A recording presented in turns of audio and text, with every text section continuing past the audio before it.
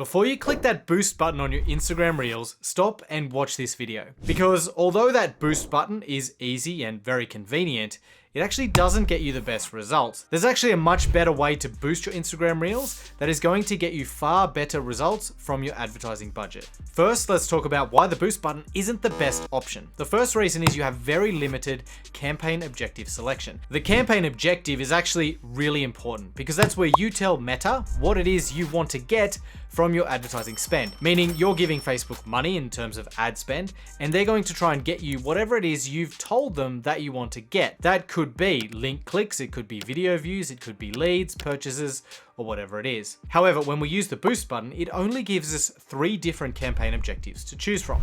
We can choose more profile visits, more website visits, or more messages. Now, while that list might sound okay, what happens if you want to actually get leads or email subscribers into your business, or your objective is to get more sales of your products or services? None of those objectives will actually facilitate that. And that's a major problem, because if those things are what you want and you have to choose one of these 3 objectives, then they are not going to deliver on your goal. You're going to end up spending a lot of money for very few meaningful results. The other significant drawback to using the boost post button on your Instagram Reels is that the targeting options are very limited. When it comes to targeting, you only get 2 options. You can choose automatic, which basically just targets anyone who Instagram thinks is similar to your existing Instagram followers, or you can choose to create your own, which basically allows you to select different interests to target. What it doesn't allow you to do is target custom audiences, which are people like your existing website visitors, people who've engaged with you on different Meta platforms, so Instagram, Facebook, and WhatsApp. It doesn't allow you to target email list custom audiences. And it also doesn't allow you to target people who've maybe watched other videos of yours across Meta's platforms. In addition to that, you also can't target lookalike audiences, meaning you might want to upload a list of your existing customers and then create a lookalike audience from that and boost your post to that lookalike. But you simply can't do that using these options. You are severely limited in terms of your targeting capability when you use the boost button. Even if you're happy to use interest targeting, that in itself is really limited. You can search for different interests and see interests given to you in the suggested list, but unlike inside the Facebook Ad Manager, when you do it this way, you can't see how big those different interest groups are. And it also doesn't show you what type of interests they are, because some of these are simply interests, where others might be job titles or behaviors, and these are all very different. Somebody with a specific job title might be much more valuable to you as an advertiser than somebody who just has a general interest in something. Likewise, a particular behavior, like somebody who's actively looking to buy a car, might be much more valuable to you than somebody who is simply interested in cars. So when you're browsing through the list of interests that are available, it's important to understand which ones of those things that you are looking at are actually interests versus job titles versus behaviors. But you just can't do that when you use the boost button for your Instagram Reels. Now, as I mentioned at the start of the video, there is a much better way to boost your Instagram Reels, and that's using the Facebook Ad Manager. We're going to jump over now and take a quick look at exactly how to do that step by step. But before we do, if you haven't already, make sure you go ahead and sign up for my newsletter. There's a link down below in the description.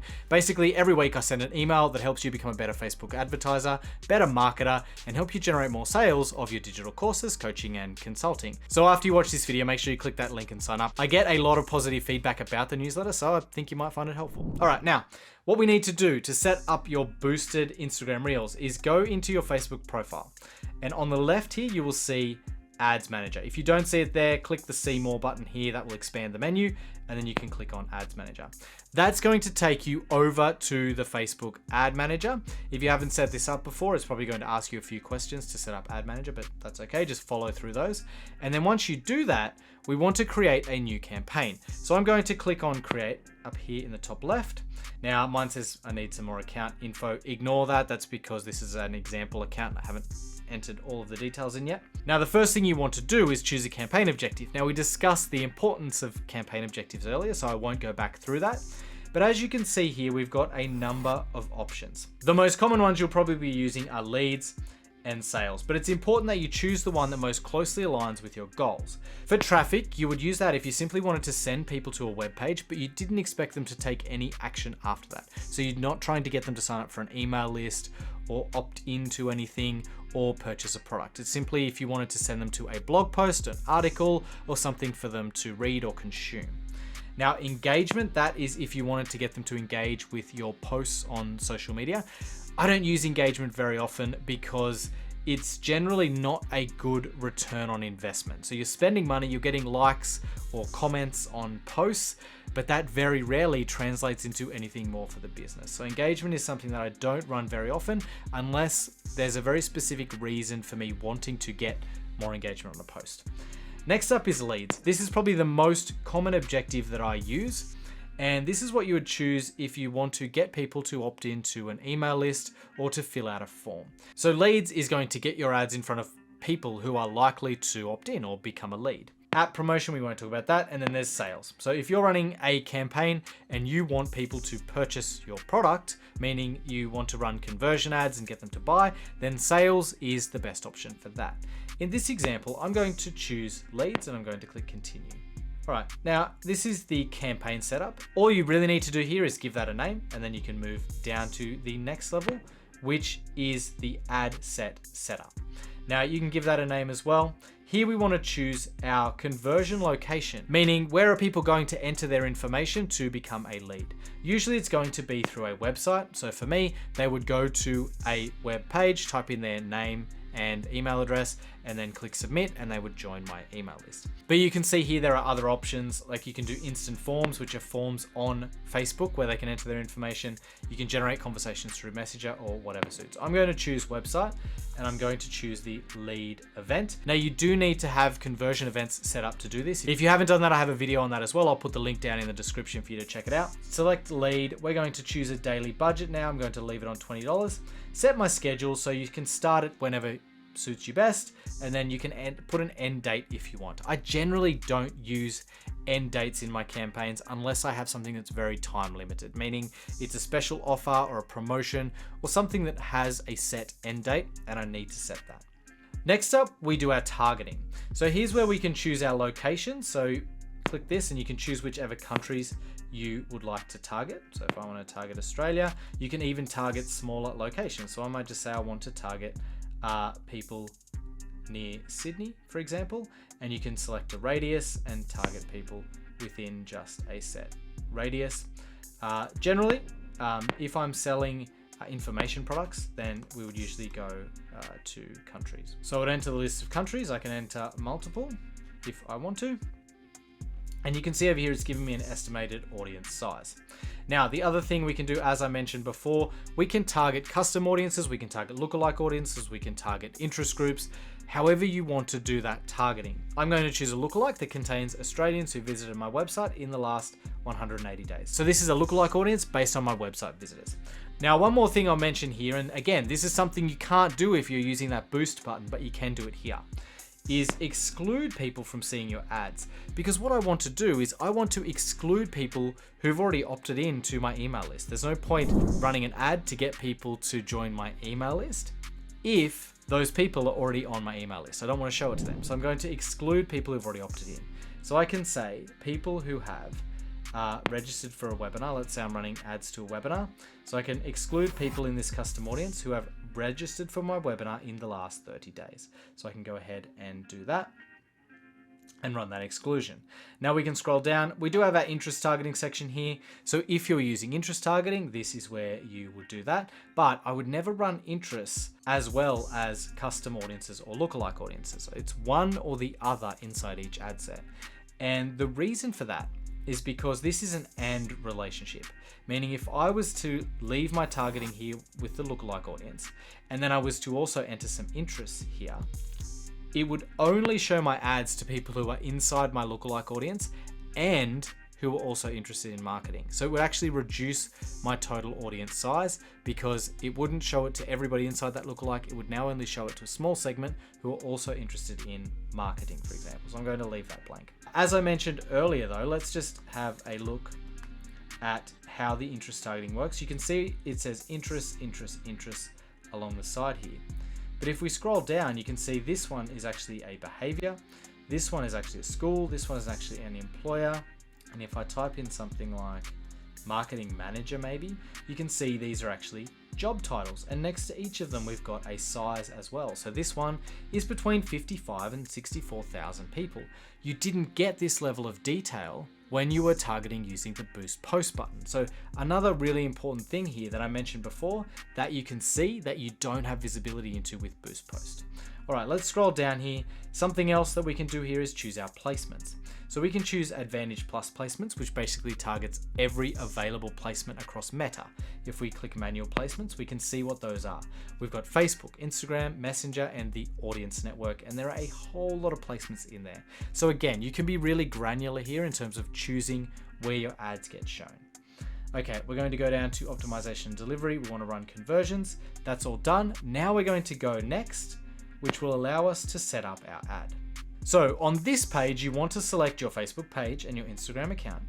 We're going to scroll down, and this is where we boost our Instagram reel. Instead of choosing create ad, we click the drop down and choose use existing post. Now you can simply scroll down here and click select post.